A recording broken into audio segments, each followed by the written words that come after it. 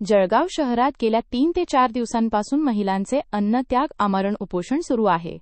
मात्र अद्यापही या आंदोलनाची दखल प्रशासनाने घेतलेली नसल्याचा आरोप होत आहे. उपोषणकर्त्या महिलांना न्याय मिळावा यासाठी सामाजिक संघटनांनीही आक्रमक भूमिका घेतली आहे. दरम्यान सामाजिक संघटनेचे संस्थापक अध्यक्ष आनंद बाविस्कर यांनी प्रशासनावर गंभीर आरोप करत इशारा दिला आहे. त्यांच्या म्हणण्यानुसार 3-4 दिवस उलटूनही एकाही वरिष्ठ अधिकाऱ्याने उपोषणस्थळी भेट दिलेली नाही. जर या महिलांना तातडीने न्याय मिळाला नाही तर येत्या काळात तीव्र स्वरूपाचे आंदोलन छेडण्यात येईल असा स्पष्ट इशारा त्यांनी दिला आहे. नेमकी काय आहे या महिलांची मागणी? प्रशासन यावर काय भूमिका घेणार आणि या आंदोलनावर तोडगा कधी निघणार, याकडे आता सर्वांचे लक्ष लागले आहे. आनंद भाऊ, काय सांगाल? गेल्या 4 दिवसांपासून या चोपडा शहरातील महिलांचं बेघर झालेलं आहे. त्यांना या ठिकाणी शिवतीर्थ मैदानावरती आंदोलन सुरू आहे, काय उपोषण चालू आहे, काय मागणी आज?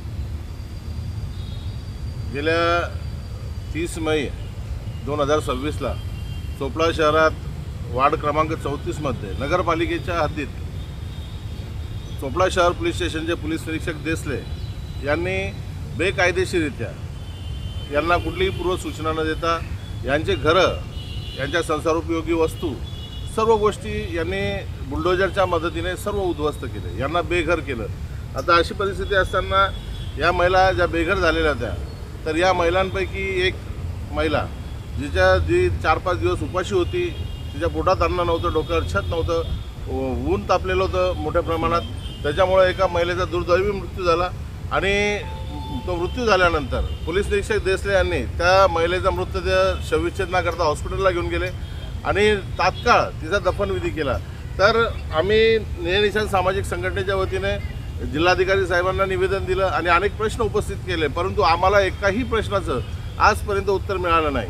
की एक महिलेचा दुर्दैवी मृत्यू झाला, तिच्या पोटात अन्न नव्हतं, तिच्या डोक्यावर छत नाही, अशा परिस्थितीचा मृतदेह आढळून आला, परंतु पोलीस निरीक्षक देसले यांनी त्या मयत महिलेची ओळख पटवून घेण्याकरता कुठलेही प्रयत्न केलेले नाही. अशा अनेक घटना आहे ज्या घडलेल्या आहे आणि यांना कुठंतरी या महिलांना ज्या बेघर झालेल्या आज या बेघर भूमीहीन महिला आहे आणि आता सध्या तर निराधार निराश्रित आहे, यांना कुठलाही आश्रय नाही आहे. त्याच्याकरता यांनी गेल्या महिन्यात 10 दिवस तहसीलदार कार्यालयासमोर आंदोलन केलं आणि अक्षरशः जेव्हा पाऊस पडला तर यांनी तहसीलदार कार्यालयात 10 दिवस त्यांनी आश्रय घेतला. आपलं पावसापासून वाचण्याकरता ते तहसीलदार कार्यालयात झोपले, तरीही शासन प्रशासनाने यांना न्याय दिलेला नाही आहे. म्हणून या महिलांनी जिल्हाधिकारी कार्यालयासमोर अन्नत्याग आमरण उपोषणाची सुरुवात केलेली आहे. आता परिस्थिती काय आहे? यामध्ये किती महिलांची प्रकृती खराब झालेली आहे, काय विषय? आता गेल्या 4 दिवसापासून या महिला या ठिकाणी बसलेल्या आहेत. तर आता जिल्हापेठ पोलीस स्टेशनचे जे गोपनीय विभागाचे भरत चव्हाण यांचा फोन आला होता की बाबा डॉक्टरांचे रिपोर्ट आले की 4 महिलांना तात्काळ आपण ॲडमिट केलं पाहिजे हॉस्पिटलला. रात्रीसुद्धा एक महिलेची तब्येत खराब झाली, परंतु काल दुपारपासूनच जिल्हापेठ पोलीस स्टेशनचा कुठलेही कर्मचारी या ठिकाणी उपस्थित नसल्यामुळं परिस्थिती अशी झाली की आमचे इथं 2च पुरुष कार्यकर्ते इथं होते आणि या 20-22 महिला. आता त्या ज्या महिलेची तब्येत खराब झाली तर आम्ही करायचं काय, म्हणून आमच्या कार्यकर्त्यांनी जिल्हापेठ पोलीस स्टेशनला फोन केला. तर तिथलं ठाणे अंमलदारांनी सांगितलं की बस ठीक आम्ही पाठवतोच थोड्या वेळात, परंतु 1 तास निघून गेला. त्या महिलेची प्रकृती आणखी जास्त खालावली. मग आमच्या कार्यकर्त्यांनी 108ला फोन केला, ॲम्ब्युलन्स बोलवली, परंतु त्या ठिकाणी आता ॲम्ब्युलन्समध्ये कार्यकर्त्यांनी जायचं तर या इतर महिलांजवळ थांबायचं कोणी, अशी परिस्थिती निर्माण झाली. मग नाविलाज आम्हाला 112ला कॉल करावा लागला. 112 आले, त्यांनी विचारणा केली आणि तेव्हा मग आमच्या कार्यकर्त्यांनी त्या महिलेला हॉस्पिटलला घेऊन गेले. मागणी काय आहे तुमची? आता आमची मागणी एकच आहे की या महिलांना या देशाच्या संविधानाने समान अधिकार दिलेला आहे, यांनाही जगण्याचा अधिकार आहे, म्हणून यांना हक्काचा निवारा मिळाला पाहिजे. यांच्याजवळ आज जे अंगावरचे कपडे त्याच्या व्यतिरिक्त दुसरं काहीच नाही. इथं ट्रेन टाकायला सुद्धा त्यांच्याजवळ पैसे नव्हते, इथं हे बसायला सुद्धा सर्व कार्यकर्त्यांनी हे सतरंजी उपलब्ध करून दिली. तर अशी परिस्थिती असताना यांचे लहान लहान मुलं आहे, काही मुलं शिक्षण घेतात. तर ही जी परिस्थिती असताना शासनाने याचा गांभीर्याने विचार केला पाहिजे आणि या महिलांना हक्काचे घरं मिळवून दिले पाहिजे, निवाऱ्याची जागा मिळवून दिली पाहिजे. आमची हीच मागणी आहे. जी जागेवर कारवाई केली आहे ती जागा महापालिका हद्दीची आहे की खाजगी आहे? आता ज्या जागेच्या संदर्भात इथं जो लढा चाललेला आहे आमचा, तर हा लढा 2023 पासून त्या जागेच्या मालकी हक्कासंदर्भात एक पूनमचंद शर्मा म्हणून एक मोठा व्यावसायिक आहे चोपडा शहरात, तर त्याच्या विरोधात या महिलांनी दावा दाखल केलेला आहे. कारण की त्याचं म्हणणं होतं की ही जागा माझी आहे. तर त्यांनी दिशाभूल केलेली एक. तर तो दावा दाखल असताना ह्या महिला त्याच्यात वादी आहे आणि तो प्रतिवादी आहे. तर या संदर्भात चोपडा न्यायालयात दावा दाखल आहे आणि दावा दाखल असताना पोलीस निरीक्षक देसले यांनी ही कारवाई केलेली. तर आम्ही या संदर्भात नगरपालिकेला जेव्हा विचारणा केली की आपण 20 मे ते 31 मेच्या दरम्यान अतिक्रमण काढण्यासंदर्भात किंवा कोणतेही घरं तोडण्यासंदर्भात आपण कोणाला नोटीस दिलेली आहे का किंवा काही कारवाई केलेली आहे का, तर नगरपालिकेने आम्हाला स्पष्ट लिहून दिलं, रायटिंगमध्ये दिलेलं आहे की आम्ही 20 मे ते 31 मेच्या दरम्यान या घरं तोडण्याच्या संदर्भात कुठलीही कारवाई केलेली नाही, कुठलेही आदेश निर्गमित केलेले नाही.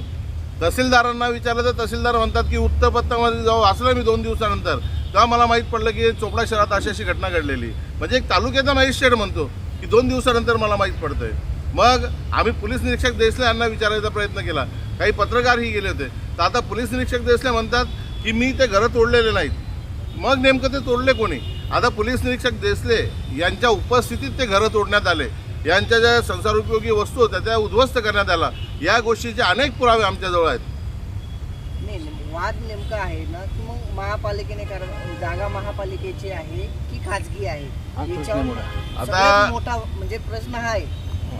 सन 2024 मध्ये महापालिकेने ते अतिक्रमण काढण्यासंदर्भात औरंगाबाद हायकोर्टात दावा दाखल केलेला होता. तर त्यावेळेला हायकोर्टाने जिल्हाधिकाऱ्यांना आदेश दिले होते की 30 एप्रिल 2024 पर्यंत ही कारवाई करण्यात यावी आणि या महिलांचं पुनर्वसन करण्यात यावं, अशा हायकोर्टाने आदेश दिलेले होते. आता त्या आदेशाच्या अनुषंगाने या ज्या संबंधित महिला होत्या ज्यांचे घरं त्या ठिकाणी होते, तर ते नगरपालिकेने ते अतिक्रमण काढण्याची कारवाई केलेली आहे आणि जिथून ते त्यांचे घरं काढलेले होते त्या ठिकाणी सर्व रस्ता तयार केलेला आहे नगरपालिकेने. म्हणून असं एकंदरीत हे सांगायचं आहे मला की ती जागा नगरपालिकेचीच आहे. शेवटचा इशारा काय असेल तुमचा? आता बघा, शासन प्रशासनाकडे गेल्या 1 महिन्यापासून या महिलांना पावसाळ्याचे दिवस सुरू आहे. आता अशी परिस्थिती असताना सुद्धा शासन प्रशासन यांच्याबद्दल जर गांभीर्याने विचार करत नसेल तर आम्ही निळनिशाण सामाजिक संघटनेच्या माध्यमातून या महिलांना पाठिंबा दिलेला आहे. आणि जर यांना शासन प्रशासन न्याय देत नसेल तर निळनिशाण सामाजिक संघटनेच्या वतीने एक आंदोलनाची भूमिका घेण्यात येणार. आणि आज आम्ही जिल्हाधिकाऱ्यांना त्या संदर्भात निवेदनही देणार आहोत की लवकरात लवकर जर आपण यांना न्याय दिला नाही येत्या 2 दिवसात तर निळनिशाण सामाजिक संघटनेकडनं मोठ्या स्वरूपात आंदोलन करण्यात येईल.